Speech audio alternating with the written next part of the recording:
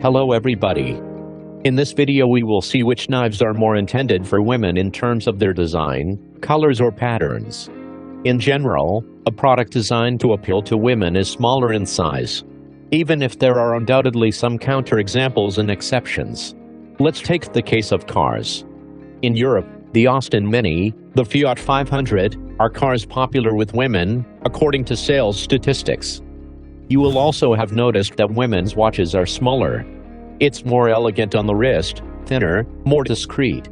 The colors are also important. The first feminine color that comes to mind is pink. But there is also fuchsia, pastel blue, gold, silver.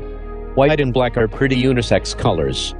In textiles we see that jeans are also unisex, while floral patterns are generally appreciated by the fairer sex, although men may also like to wear Hawaiian flower shirts in particular. It must be borne in mind that if knives are tools, they are also cultural or even artistic objects, and they are also associated with fashion effects. I admit that it was a little complicated taking these criteria into account to find folding knives more suitable for women, because most manufacturers are targeting male customers, and rightly so, because this is the core target of the knife. Moreover, the statistics that YouTube provides me reveal that the channel is frequented by 97% by men. In any case, women will be the main target of this video. Defining what is supposed to please women, especially when you are a man, has become a sensitive subject in our time. Indeed, certain social and even advertising norms associated with or referring to the female gender have often been enacted by men. And now women are challenging this so-called patriarchal society. I read a few articles about the color pink before getting into the nitty-gritty of this video. For example, we know that the color pink is attributed to girls and blue to boys from an early age.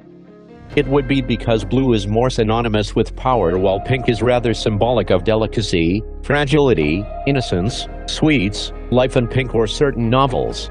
Pink is also the color of eroticism, with the pink telephone, the pink square. But according to historians, in the Middle Ages pink was not a gendered color, and even kings posed dressed in pink on paintings. Paradoxically, the women were rather dressed in blue. So there are cultural phenomena that influence the references given to colors.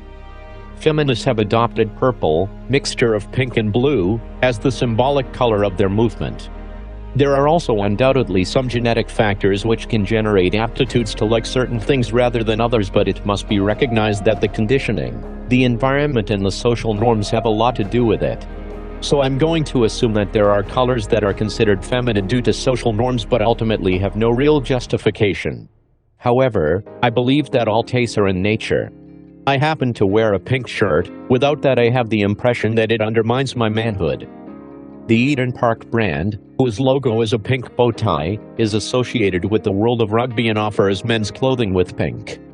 And then for those who remember, Don Johnson, who played the character of Sonny Crockett in Miami Vice, often wore pink clothes at the wheel of his Ferrari Testarossa.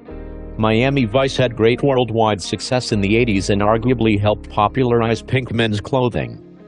Besides, among the knives that I own, the Kaiser Kesmek with its silver and pink colored titanium frame and CPMS 35 VN steel blade could no doubt have found its place in the pocket of Sonny Crockett's pants. This model is no longer marketed, but it was one of the rare knives with high-end components with fairly aggressive lines but with shades of pink and therefore soft colors. Besides, if pink is today a symbolic color of innocence, then there is a paradox, or at least a rather interesting contrast, to associate it with a knife which is considered a weapon. It makes the object seemingly more harmless. We must take into account the psychological aspect that can cause a simple color. We know, for example, that the perception of the flavor of food is also linked to its color. The pink color reinforces the flavor of sweetness, the yellow that of lemon, the green of mint. But that's a misinterpretation of our brains. So I desperately went through the knives of the many brands and didn't find many models that fit female criteria. While searching, I still came across some rare pearls, especially from the Chinese brand Kaiser. And this is undoubtedly due to the fact that the brand's marketing managers are women, who therefore bring a feminine touch to the development of certain models. Proof that a knife has its place in female hands as well. Here, for example, are the Kaiser Vanguard Lockvin mini models here available in their pink and peppermint versions. These are small, lightweight knives designed by designer Gage. Lågvind in Swedish means light breeze. It is a gentleman-type knife model, and in this case and the versions that I present to you in pink or peppermint colors, we could speak of a gentle girl or pretty woman knife. The line of the knife is slender, elegant. The blade is formed by the very good Austrian stainless steel Bullher N690. A tough alloy, offering good edge retention while remaining fairly easy to sharpen. The handle is in G10 with a wide insert, which gives it an additional touch of originality. This knife has two flipper and front flipper opening systems that are not very prominent but very effective. This contributes to the sharpness of the knife.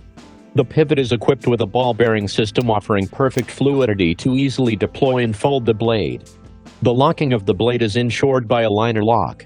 The metal pocket clip allows discreet carrying. Here is the Lågvind Mini in a female version, and make no mistake, despite its apparent softness, it is a very effective knife.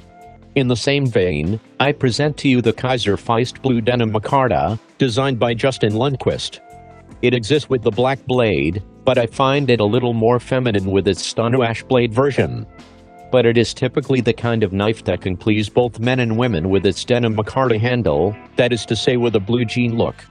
Its drop-point shaped blade is made of 154 cm steel. A very good stainless alloy which has no weak point. The opening is done by front flipper, a system that requires a little training and agility but that preserves the line of the knife very well. For my part, when I don't really master the front flipper, I deploy the blade in two stages. I eject it with my forehead flipper with a thumbs up, then I follow up with my index finger to finish the opening. The locking of the blade is ensured by a liner lock.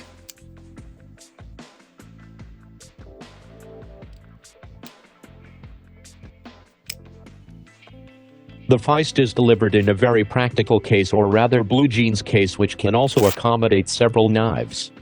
Kaiser knows how to be creative, and we're not going to complain about it.